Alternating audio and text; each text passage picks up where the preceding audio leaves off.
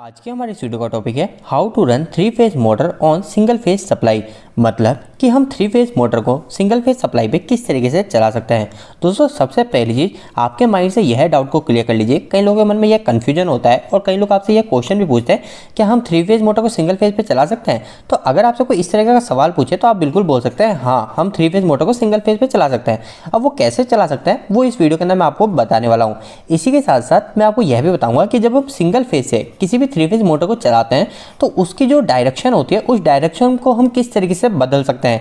इसके साथ साथ हमको कनेक्शन किस तरीके से करना है ये भी हम जान लेंगे। तो वीडियो को स्टार्ट कर लेते हैं। दोस्तों सबसे पहली चीज जैसा कि हम सभी को पता है हमारी जो 3 फेज मोटर होती है इसके कनेक्शन हम दो तरीके से करते हैं। एक करते हैं स्टार कनेक्शन और एक करते हैं डेल्टा कनेक्शन। अब दोस्तों अगर आप सिंगल फेज से 3 फेज मोटर को चलाना चाहते हैं तो आपको इसके लिए क्या चाहिए, तो आपको सिर्फ एक उपकरण की जरूरत पड़ेगी, वो है कैपेसिटर।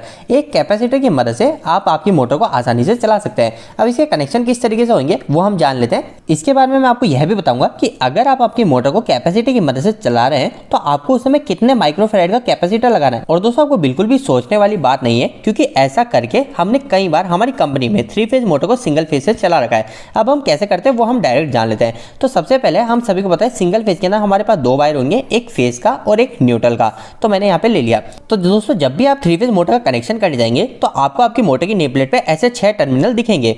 अब सबसे पहली चीज अगर आपको आपकी मोटर को क्लॉकवाइज डायरेक्शन में घुमाना है तो आपको क्या करना पड़ेगा, आपको आपकी मोटर को डेल्टा में कनेक्ट करना है। और डेल्टा के लिए हम क्या करते हैं, इधर के सामने वालों को तीनों को शॉर्ट कर देते हैं।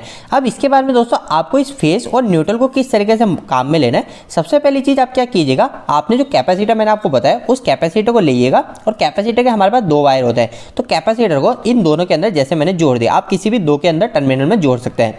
अब इसके बाद में दोस्तों हमारे पास एक फेज और एक न्यूट्रल, ये 2 वायर बच जाते हैं। अब दोस्तों सबसे पहले हमको क्या करना है, हमारे पावर सप्लाई का जो फेज वायर है इस फेज वायर को आपको ले लेना है और हमने यहाँ पे मोटर के टर्मिनल पे जहाँ पे कैपेसिटर को कनेक्ट किया था इन दोनों में से किसी पे भी एक में आपको फेज वायर को ले जाके जोड़ देना है, जैसा मैंने यहाँ पे जोड़ रखा है। अब दोस्तों आखिरी में मेरे पास सिर्फ एक न्यूट्रल बचेगा, इस न्यूट्रल को मेरे को ले जाना है और जिस टर्मिनल पे यहाँ पे आपको दिख रहा है इस टर्मिनल पे कोई भी वायर कनेक्ट नहीं है तो इस टर्मिनल पे मेरे को ले जाके हमारे न्यूट्रल को जोड़ देना है और मेरे कनेक्शन कंप्लीट हो चुके हैं। अब दोस्तों जैसे आप इस तरीके से कनेक्शन करके मोटर को डेल्टा में फेज और न्यूट्रल देंगे तो आपकी जो मोटर है वो क्लॉकवाइज डायरेक्शन में घूमने लग जाएगी। लेकिन दोस्तों आपकी मोटर तो क्लॉकवाइज डायरेक्शन में घूमने लग गई, पर आप यह चाहते हैं कि आपकी मोटर को क्लॉकवाइज डायरेक्शन में नहीं घुमाना है, आपको एंटी क्लॉकवाइज डायरेक्शन में घुमाना है, उसकी डायरेक्शन को चेंज करना है मोटर की।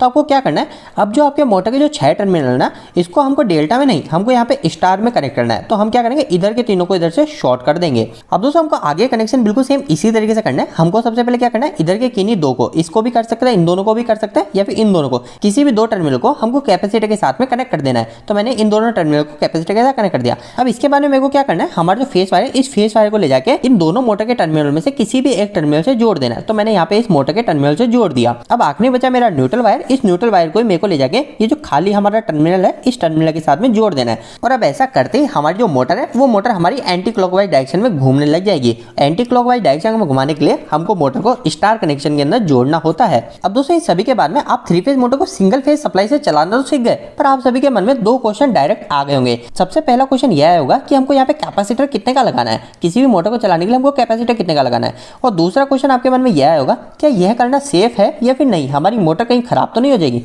तो इन दोनों सवालों के अब हम एक एक करके जवाब जान लेते हैं। तो दोस्तों हमारा पहला सवाल कि हम कैपेसिटर कितने का लगाएं, इसका जवाब तो काफी सिंपल सा है। अगर जैसे हमारे पास में 220 वोल्टेज की सप्लाई है वो की सिंगल फेज है तो इस समय आपको 1 किलोवाट की मोटर के लिए 70 माइक्रोफैराड का कैपेसिटर की जरूरत होगी।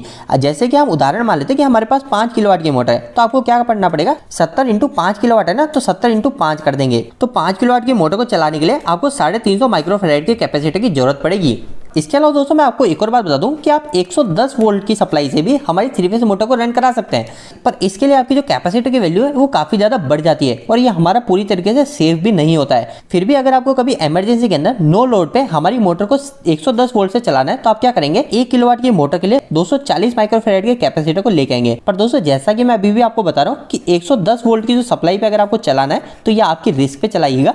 ऐसा करना आप बिल्कुल इमरजेंसी के केस में कर सकते हैं। और साथ साथ 110 वोल्ट की सप्लाई पे चलाने पे कभी भी मोटर को लोड मत दीजिए, वो आप सिर्फ एक बार चेक करने के हिसाब से जरूर चला सकते हैं। अब दोस्तों इसके बाद में हमारा दूसरा सवाल ये है, क्या इस तरीके से कनेक्शन करना हमारा पूरी तरीके से सेफ है या नहीं। तो दोस्तों देखिए, सबसे पहली चीज, हमारी मोटर की जो एफिशिएंसी है वो एफिशिएंसी पूरी तरीके से कम हो जाती है इस तरीके से कनेक्शन करने में।